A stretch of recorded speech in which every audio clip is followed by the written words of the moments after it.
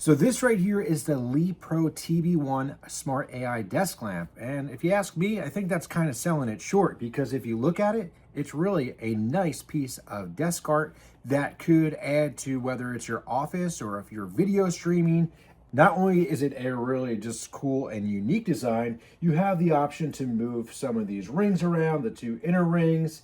And then a lot of this is actually made from aluminum, where many competitors and other smart lamps are just primarily all plastic. So not only do you have that aluminum for additional durability and then the option to move those around to get the look and feel that you want, but it also still looks like a really nice lamp that could be on your desk, whether it's going through colors or you have a single color, anything like that. So let's jump into what the app does. So right now we're looking at the app for the Lepro TB1, and you can see we have options for voice and photo, and setup for this was actually really quick. I just turned on the lamp, set up the app, and it connected very quickly. So that was great. You'd have to go crazy trying to connect it and figure it out. Didn't want to connect. This was perfect right away. So really easy to set up and manage. So looking at the app here, we're going to see we have our voice options. You have the AI option that comes up first. So it talks about different ones. So I could do stuff here, like if I hold the microphone option. So I want to create a blue chase pattern. Let's see what happens if it actually works. So like this, it's not chasing right now. So I can always go into edit and I can create a few different things. So right now it just tells me it's just a solid. So it really didn't understand that. So I click let's have a party. Let's see what that does. All right, so that's the party, and we do have some other options of what we want it to do. It's doing all this cool stuff. And then you can heart them. So hey, if I like that effect, then we can just go ahead and do that. Let's see, let's do Hulk. I'm gonna guess that one's gonna be green, right? Oh, that's really cool. I love that one. That's cool. All right, let's do another one. Let's do that. And tons of, like, millions of colors with the RGB+IC LEDs throughout these whole tubes right here. So that is really cool. And like I said, you can always move these depending on how you want it to look and feel.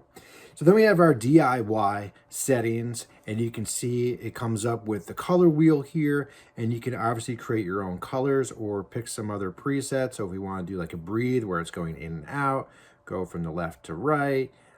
It's so cool. We can do speeds, see how fast that goes, slow it down if we want to do that, brightness.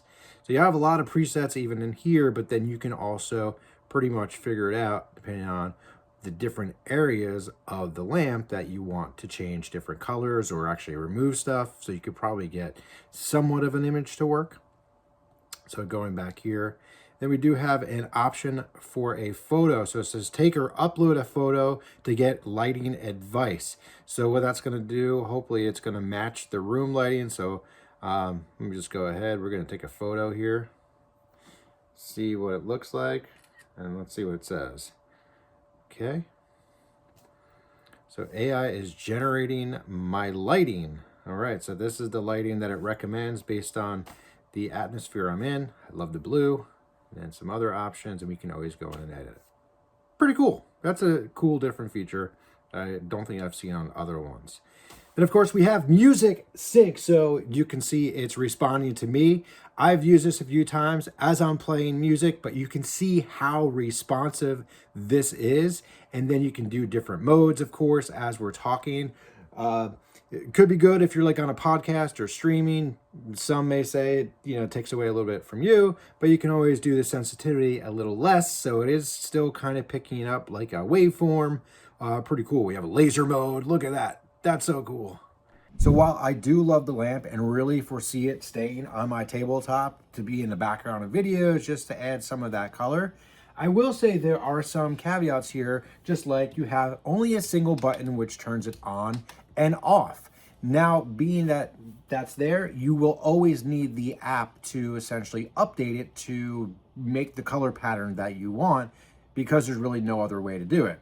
Now, sure, you can get the voice mode to go and you can talk to it at some point, which is really great, but you will still need the app to actually integrate with it. you can't hold the button down and adjust the brightness of it, or rotate through a few different patterns. That'd be really nice if they had that option. It's just something that's not there. Is it a huge deal to me? Not really, just something to consider. So another thing to think about, while this is a smart lamp and it does connect to a lot of assistants, Apple HomeKit as of this time is not supported.